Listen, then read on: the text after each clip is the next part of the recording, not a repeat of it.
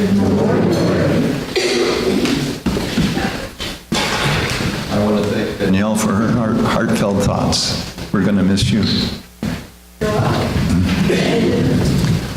The title of my little sermonette is Beyond Intention, When Resolution Fades Away. The subtitle is Let the Buddha Help You with Your Failed Resolutions. I used to call myself a Buddhist Unitarian, but now that I have taken my Buddhism more seriously, I would rather be a Buddhist who loves to come to a Unitarian Universalist church. The Buddha once said that whoever judges others digs a pit for themselves. And I find this the most difficult challenge of my Buddhist practice. About a year ago, I made a firm resolution that I would stop judging others. But the result, paradoxically, was that my judgment pit grew deeper. And I was beating myself up because of it. I sought the advice of a fellow Buddhist, Jay Feldman. Many of you know him, and I think he understands Buddhism better than anyone that I know. Jay made a simple and profound observation. He said, the Dalai Lama has been working on non-judgment since he was 8 years old. How do you think you could make any progress and achieve this goal in such a short time? The comment was revelatory. I was able to stop my self-judgment almost immediately. And although I still judge others, it is less often because my entire attitude has changed. I realized that I was trying too hard and expecting too much of myself. The Buddha makes an important distinction between craving and acceptable, manageable desires. One could call them well-ordered desires. Donald Trump's desire to be the center of the cosmos is craving big time. And my desire to stop judging others was also craving. Once I stopped desiring that impossible goal, I was at peace with myself. And I realized that I would not make perfection an enemy of what was good enough for me at this stage of my life. Cheryl and I sometimes chant with a Buddhist group in Spokane, and they always set an intention before they start chanting.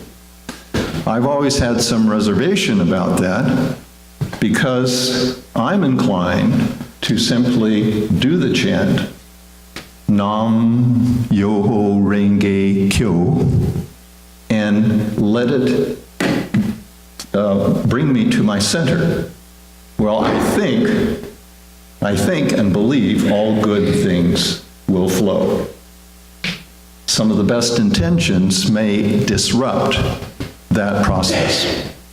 Let me repeat that mantra because it is really powerful. It is the first line of the Lotus Sutra in Japanese.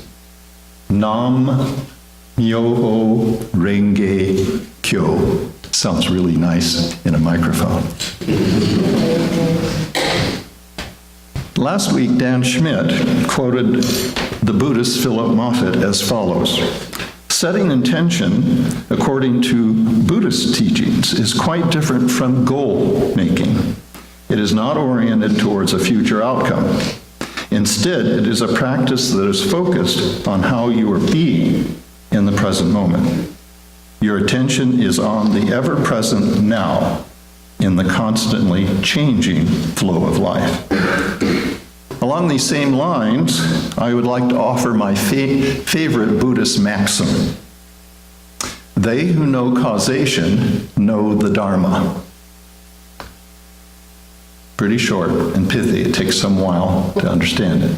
They who know the Dharma, they who know causation know the Dharma. We all live in an intricate web of cause and effect.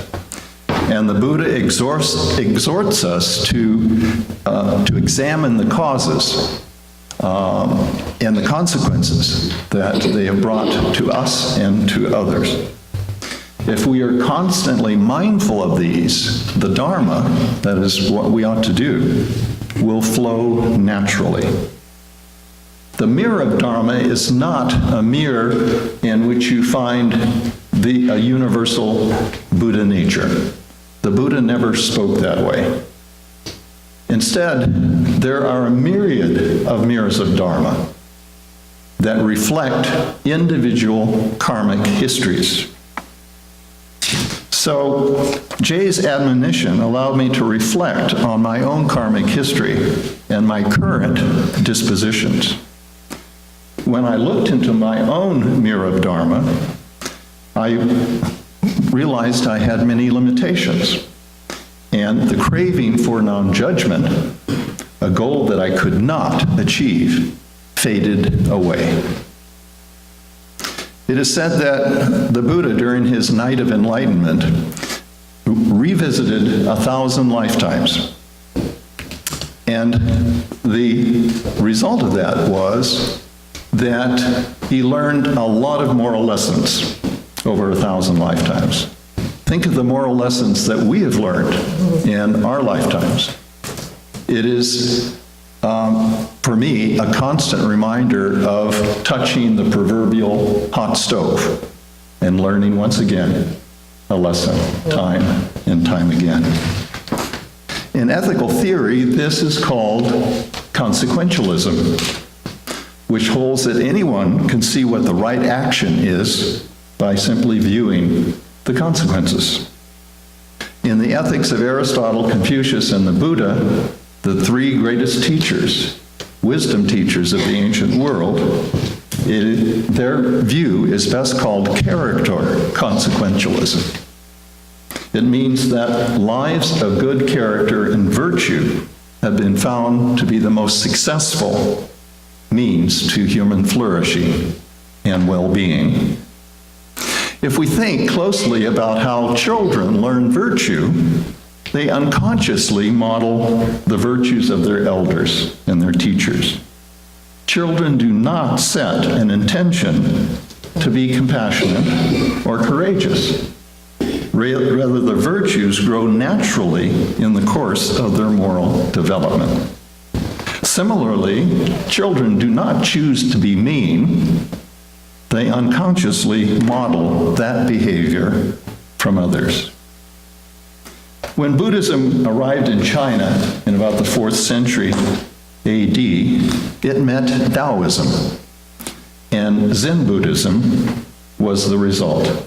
That's a very short history. The main message of the Tao Te Ching is Wu Wei, Chinese for non-action. But it's best understood as natural action without intention, or better yet, action without disordered desires. Last week, I was blown away by Dan Schmidt's prayer in the Idaho legislature. This was 2 years ago, is that right, Dan? Or 3 or 2 years ago? Yeah. And one line from that prayer was, "I pray that we may have peace of mind so that we may have truth." The meaning I take from this is that truth will naturally follow from a peaceful mind. I'm speaking, of course, of moral truths, not scientific truths. Zen Buddhists say that such a mind is like a mirror that reflects reality without distortion. A mountain lake disturbed by a storm will stop reflecting the beautiful mountains and forests surrounding it. So, using your favorite meditation technique, I encourage you all to find your own centers. Still the rough waters of your mind, and then look into your own mirrors of Dharma. I'm confident that you will know what to do.